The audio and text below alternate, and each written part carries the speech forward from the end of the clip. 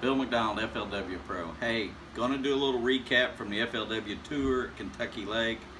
Sorry this thing is extremely late, but like I said, I was blessed there to finish 16th in that tournament.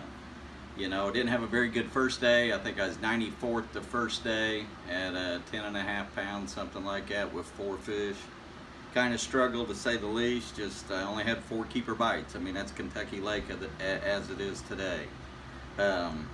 Back second day, ended up catching a limit that day. Moved me all the way up to 30th and squeaked in and made that cut, the top 30 cut, and then bumped on up to 16th. But what I was doing there is I was throwing 2 baits. That's all I had. You know, I was throwing a 1 ounce structure head jig, as you can see here, with a blue crawl, rage crawl on it was what I was doing. I was throwing that bait there, and what I was doing, I was trying to fish, and it was on a Mark Rose ledge rod from Lew's with the Team Lew's Hyper Mag reel. I mean, you can cast this thing an absolute mile. But the other thing I was doing, I was throwing a Carolina rig, just a basic Carolina rig, and you know, rage crawl again with a 4/0 Mustad hook, grip pin, extra wide gap hook on it. But the rig I was using was a tungsten weight. Strike King makes a tungsten Carolina weight. Here's 2 of them right here. These things look like they're small weights. One's a 3/4 ounce and one's a 1 ounce with that tungsten.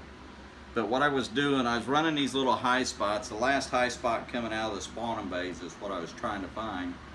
And with that Carolina rig, I could run those things real quick, and I could find that roughest spot that had that shell and rock on it at those points.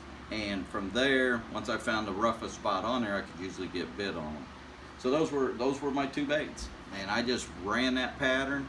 And I mean, it wasn't so much just specific spots, but it was a pattern. I could run from pocket to pocket to pocket to pocket and catch them. You know, I covered a lot of water doing that. I mean, I had confidence in certain areas of the lake, and most of my confidence was really from a lot of it was down around the Paris area. I mean, a lot of it was right by the dam, and the other part of it was all the way to Paris. So I had a big void area there where I didn't catch a whole lot of fish. So I was burning a lot of gas, running back and forwards.